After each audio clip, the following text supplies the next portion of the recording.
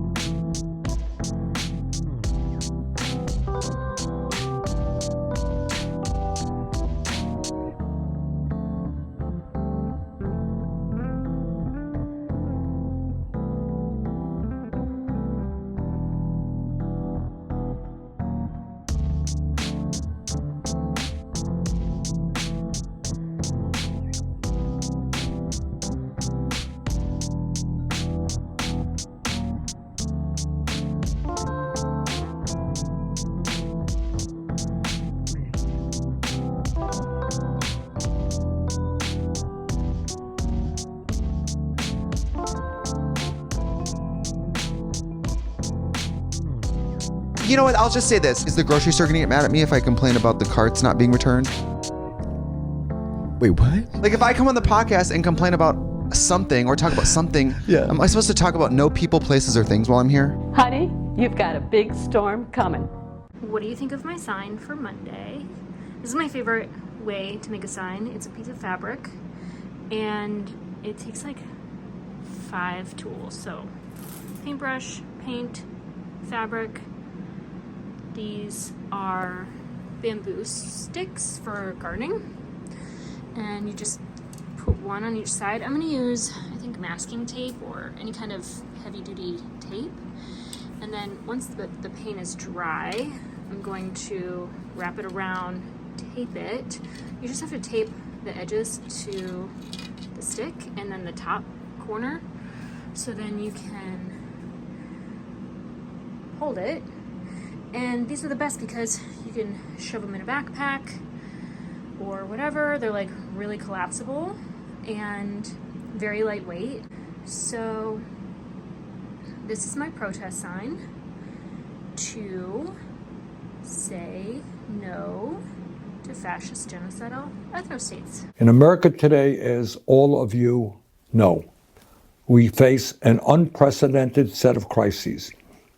We are moving rapidly toward an oligarchic form of society where Elon Musk and other billionaires are running the government.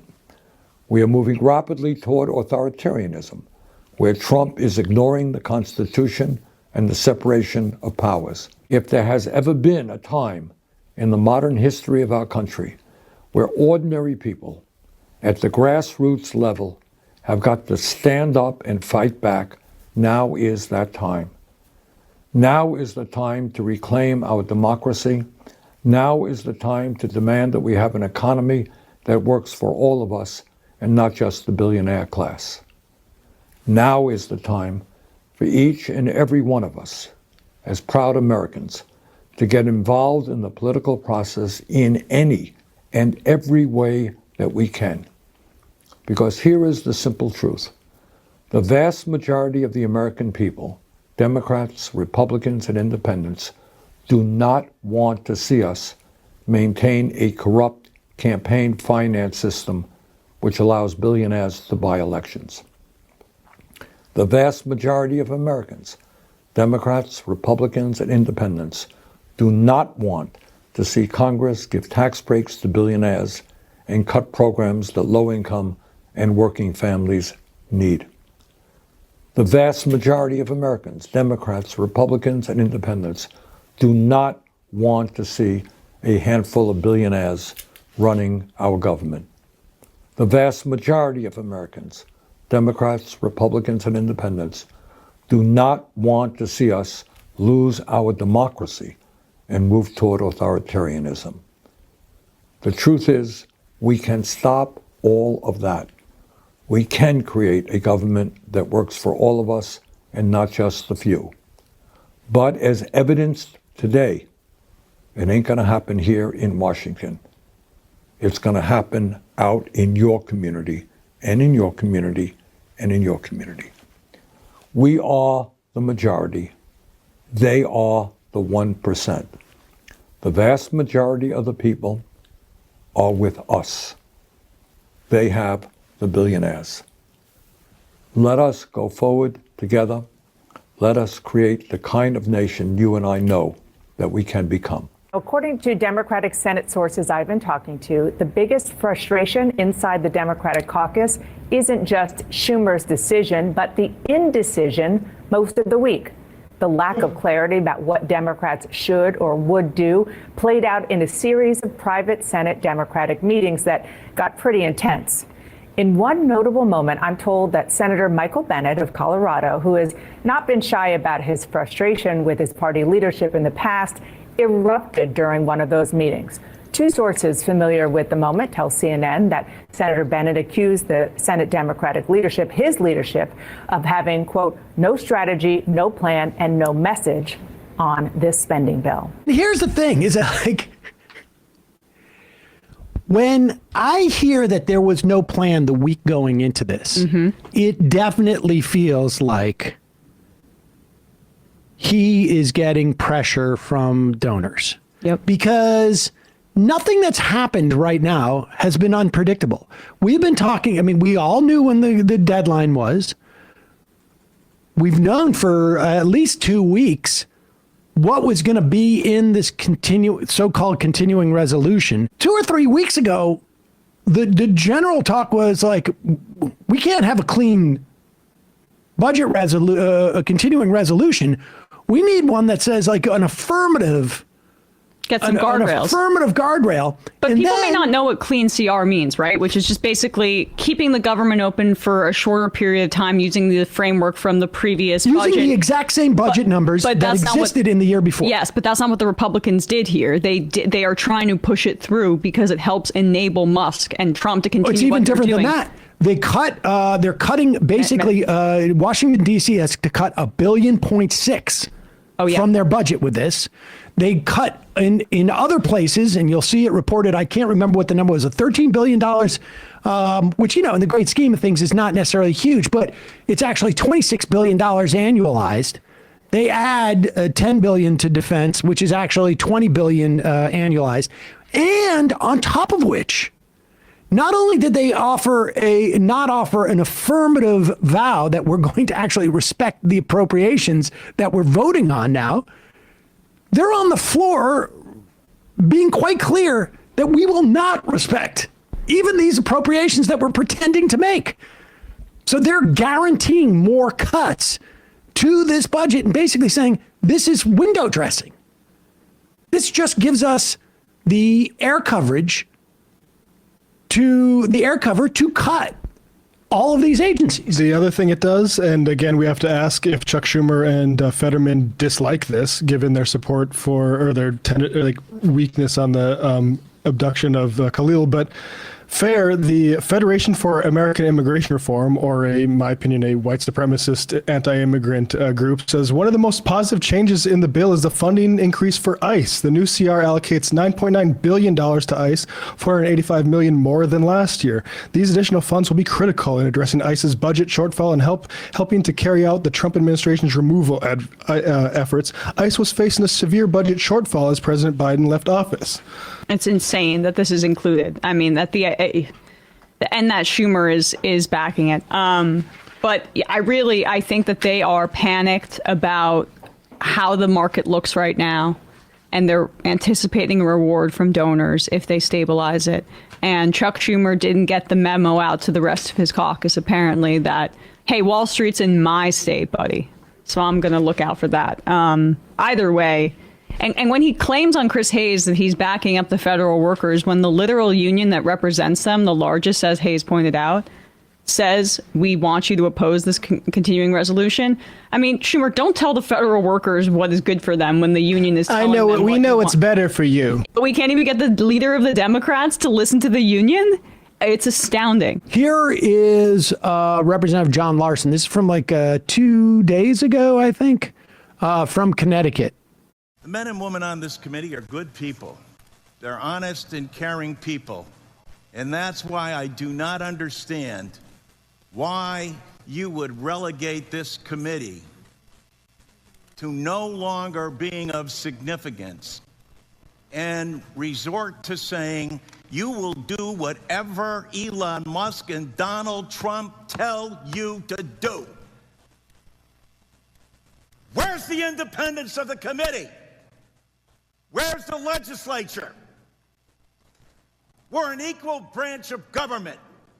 And you start off with a blather, and yet look at the empty seats here. Where's Elon Musk? I'm sure he's a genius and is a very credible person because of the wealth he's accumulated. But that does not put him above the law or the responsibility to come before this committee in this Congress. If he's so great, if these plans and all the fraud and abuse that he's found are so eminent, why isn't he here explaining it? You know why. Because he's out to privatize Social Security. He's been on television the last couple of days talking exactly about Social Security, Medicare, and Medicaid, and what he intends to do. Privatize it.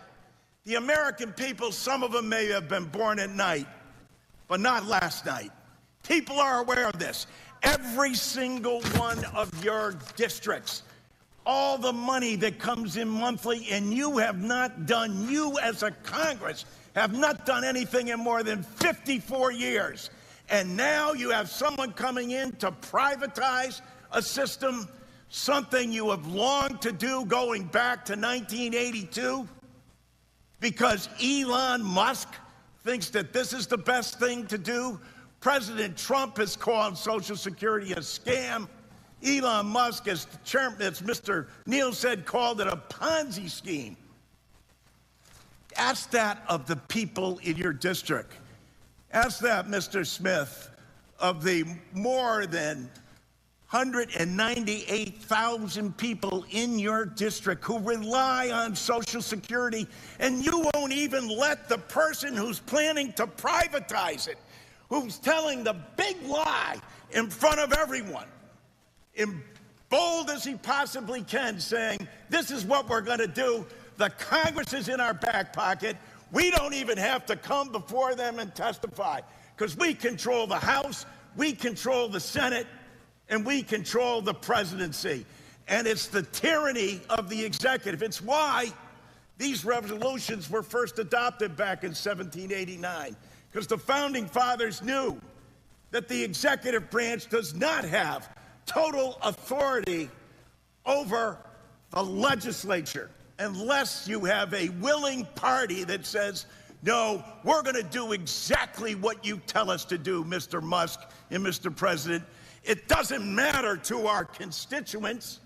It doesn't matter how much money they are not going to receive. We're not even going to tell them the truth about what's going to happen to them. And every single one of these districts where they're being shut down and their personnel, and as Mr. Neal said, Dan, after you cut and eliminate the people, say the agency isn't responding accordingly. No other agency operates for under less than 1%. With that, they administer to over 70 million people in the nation's #1 anti-poverty program for the elderly and children. Shame! Shame! Can't bring people in front of this body? If he's right, if they're so good, if they're so just, why aren't they here telling the American people about it? They're not, because you know the truth. It's about privatization. Yeah, nice. There we go. Here is Chris Murphy, also from Connecticut. This is my pick for new Senate leader for the Democrats. I'm putting that out into the universe. He is explaining why he is voting no on cloture. So I want to tell you why I'm voting against the Republican funding bill when it comes up for a vote tomorrow. You deserve to know the stakes here. First of all, you get this. Trump has a plan, and he's implementing it to destroy our economy and our government, to create a crisis that allows him to hand our government over to his billionaire friends and to suspend our democracy. I wish that weren't true, but it is. The question then is this: does the funding bill make it easier or harder for Trump to implement that plan? Now, I judge that it makes it easier, and so I can't support it. The basics here are this: Republicans are in charge, right? They need Democratic votes to pass a funding bill, but they never negotiated with Democrats. They didn't even try. They wrote their own partisan bill. They filled it with all sorts of right-wing shit. This isn't a continuing resolution. It doesn't just continue last year's funding, even though the press is reporting it that way. It makes big changes to law, and they're all changes designed to make it easier for Trump to implement that plan to destroy our country. For instance, it makes massive cuts to housing programs, to Social Security, to programs for health care for working families. That paves the way for Musk to advance his illegal assault on those government services. It gives Trump brand new spending powers. For instance, the ability to start new military programs that haven't even been authorized by Congress. At this moment of crisis, that sounds like a really dangerous idea. And it takes key guardrails off of presidential spending authority. That allows Trump and Musk to more easily move money from one account to the other. Now listen, Trump and Musk are going to keep acting illegally, no matter what this funding bill says.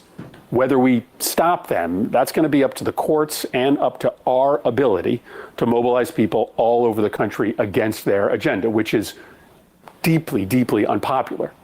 But by passing a bill that makes their plan easier to implement, Democrats risk putting a kind of bipartisan veneer of endorsement on their campaign to give our government to the billionaires and to destroy the rule of law.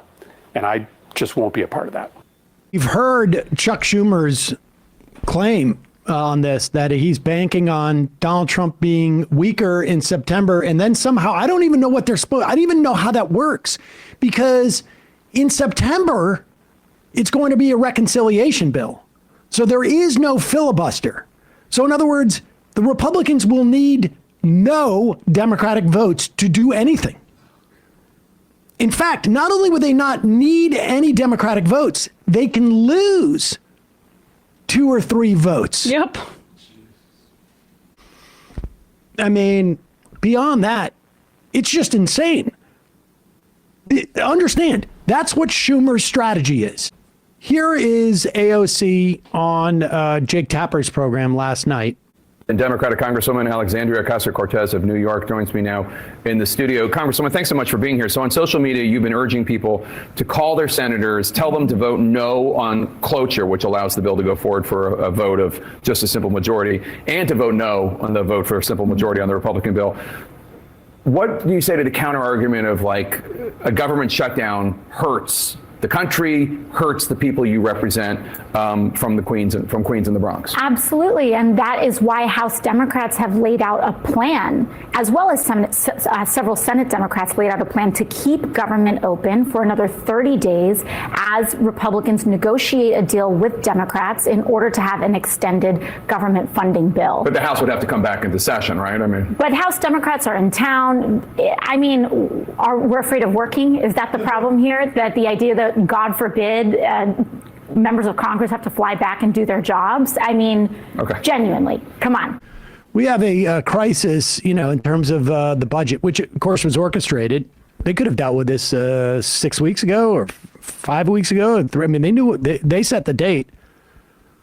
And people have left town. I mean, are you really suggesting you're going to vote against this when some people might have to fly back? And just a really good look for her to be able to say that and make that case that she wants to do her job. You'd be laughing in his face. And let me just be a bit of a political nerd for a sec. What she did yesterday was expertly done. After this appearance, there was a CNN article that came out that basically previews that she is going to primary Chuck Schumer if he doesn't resign. And we'd been wondering what she's setting herself up for. Is she going to try to run for president? It seems clear she's going to try to run for Senate.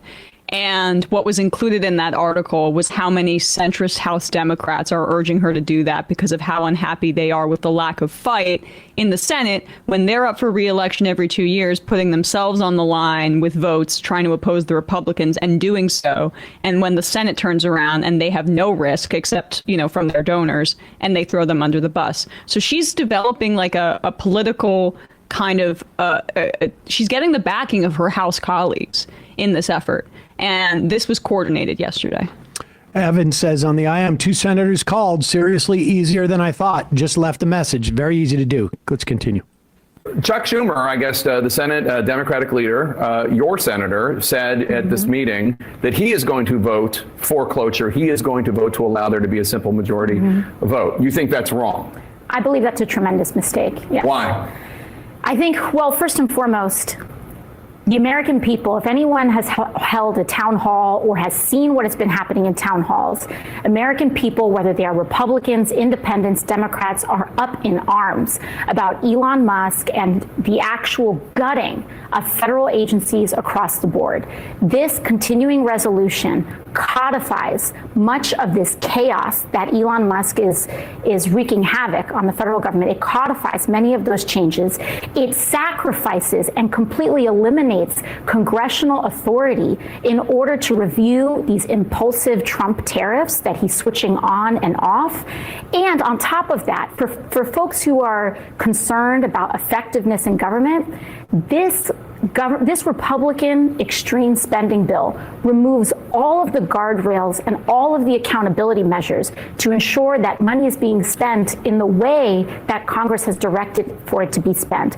This turns the federal government into a slush fund for Donald Trump and Elon Musk. It sacrifices congressional authority, and it is deeply partisan. And so to me, it is almost unthinkable why Senate Democrats would vote to hand the few pieces of leverage that we have away for free when we've been sent here to protect Social Security, protect Medicaid, and protect Medicare. There would have been an obligation for the Republicans to sign off on these tariffs. Yeah. So the Republicans know this is a way to basically disarm any potential sort of like vote that they have to take that might be damaging to them in 2026. I mean, it's just fascinating to see how much Chuck Schumer is giving away, politically speaking. People should watch this whole interview if they get a chance. It's like very juicy. The job Democratic leaders are doing, not just Senate Democratic leaders, but also Hakeem Jeffries, the Democratic leader in the House, your fellow New Yorker, in terms of standing up to Trump? Well, when we look at this vote around this government funding bill that we saw this week, Leader Hakeem Jeffries was able to keep the entire House Democratic caucus united and together. Except for Jared Golden. Right. Every single House Democrat, including every single House Democrat who won a Trump district, except for one out of over 200, voted against this deeply partisan, extreme Republican spending bill, not just because they're Democrats, but because they know it's bad for the country. This bill is bad for the country. And so I think that in terms of Democratic leadership in the House, we've seen that result in the House. I think it's time that we see similar results in the Senate. Would you, what do you think of the job that Chuck Schumer is doing? Would you ever challenge him, do you think? I think that what we need right now is a united Senate Democratic caucus that can stand up for this country and not vote for cloture and not vote for this bill. And I think that the strength that we have is in this moment. Reconciliation and all of these, Republicans do not need Democratic votes for that. They need it for this. And so the strength of our leadership in this moment is going to demonstrate the strength of our caucus. And I cannot urge enough how bad of an idea it is to empower and enable Donald Trump and Elon Musk in this moment. It is dangerous and it is reckless. Well, you just talked about the strength of your leadership. Chuck Schumer just said that he's going to vote for cloture. Not only the Democrats can do it, but he's going to participate in it. Does that mean that you think he's a weak Senate leader? I think that would be a mistake, but we have time between now and tomorrow, and I hope that individuals that are considering that reconsider it. I genuinely do. I don't think it's what New Yorkers want. I don't think it's what the country wants. This is genuinely not about Democrats or Republicans. This is about deep cuts to Social Security, Medicare, Medicaid. This is about the evisceration of the federal government. This is about codifying the looting that is happening at the behest of Elon Musk in order to pay for his tax breaks for billionaires. And we have a responsibility to stand up for it. That is why people elected us, and that is our responsibility to them right now. In order to pass this legislation, the Republicans needed 60 votes, which meant that they had to have 7 votes from Democrats, and they got them. Actually, they got 10 votes. That is sad. That is an absolute dereliction of duty on the part of the Democratic leadership. Nobody in this Senate should have voted for this dangerous bill. This is a fluid situation, but it's not out of the realm of possibility right now that this is the end of Chuck Schumer's ability to lead the Democrats in the Senate. This may not be the end of him, but it's probably the beginning of the end of him. He is not going to enjoy that book tour. Well, insure it. I mean, if you are in any of the areas I listed, Baltimore. Oh, don't plan to go. Go see if you can get a ticket now. It's like $40, $45. Yeah. Oh, is that right? Yeah. So well, you're paying the Baileys. Well, there's a special guest. The thing I love about the Baileys is they always pay to go to book tours. They're upper middle class. That is one of the things that they really do. They love to read. And they love to pay to go see a book tour. Do you know who his special guest is at the New York City book tour stop? Why don't you guess? Oh, well, I already know who. Oh, damn it! Yeah, of course, it's Richie Torres. It is Richie Torres. Yes, one of the things the Baileys say is that one, I want to pay a lot of money to see a book tour because it's so worth it. We love a book tour, and then one of their biggest draws, of course, is Richie Torres. I love Richie. Everybody loves Richie. Everybody. And he is, excuse me, I can't read the Bailey papers. They love it. We have a breaking clip of Chuck Schumer now. Will you pull up that clip yes. without the? Yeah, and here he is. He's on the steps, and he's cheering. Keep the audio down there. Ready? Yeah, there he is. He's yelling, "We will capitulate. We will go on vacation. We will capitulate. Bailey coin. Bailey coin. We will capitulate. We will capitulate. We will capitulate. Buy my book." I am voting no because my constituents should have a say in how their tax dollars are spent. I am voting no because Congress, each one of us, not Elon Musk, should decide which schools or which hospitals get funding. I'm voting no, and I hope my colleagues will join me. And before I close, Madam President, I want to say to my constituents who are frightened and scared, I understand your fears. Some days I share them, but your voice matters. Speaking out matters. You elected me to be your voice, and you better believe I will keep fighting for you. So, shoulders up. Keep the faith. We stand strong, but we do not stand down. So, White House official told the Free Press that the basis for targeting Khalil is being used as a blueprint for investigations against other students. Other students for protesting in America. You pieces not of even shit. Protesting in America, not even against America, by the way, against a foreign country. Yeah. Which is psychotic. 13 representatives, they've come out and made a statement officially saying 13, that's it? 14 of the 535 voting members of Congress, including Palestinian American Representative Rashida Tlaib, have signed a letter calling on the Trump administration to immediately release Mahmoud Khalil They warned the administration's illegal actions set a dangerous precedent and shred constitutional rights to free speech and due process. Yeah, hell yeah. This is what I find very interesting about this is that, like, obviously, one of the things that like AIPAC and the Israel lobby does very well is basically, move in the direction of like violating Constitution, like the First Amendment, for example. But they don't do it like this outwardly. Yeah. Even though like they've quietly been able to lobby Congress and state representatives to basically make it illegal to protest against Israel in like 36 states at this point, which is crazy. Whenever I talk to any American, doesn't matter what their opinions are, motherfuckers who think like all Arabs are strapped with a TNT to their vest. When I say that, they go, "What the f do you mean it's illegal to protest the state of Israel in 30 plus states?" It's one of those things that like AIPAC gets away with because they do it quietly. This right here directly is happening in broad daylight. Like this very obvious shredding of the First Amendment and numerous other laws really is happening in broad daylight. And I think that this is going to make people go insane. Hopefully, that's the scary thing. If this doesn't, what the f will? Yeah. And it's interesting because like the White House is like typing out shalom while they're talking about like this is dude. If you're a Nazi, this is your heyday. Yeah. Okay. You literally are just like, see everything we've been saying. Yeah. See? Yeah. You know what I mean? You got the White House writing shalom when they're talking about deporting an American legal permanent resident. Like it's psychotic. You know what insane, I mean? Yeah. Well, Trump's got to build the Riviera, dude. Yeah. I think it was Noah who said something like, hold on, let me see if I can find it.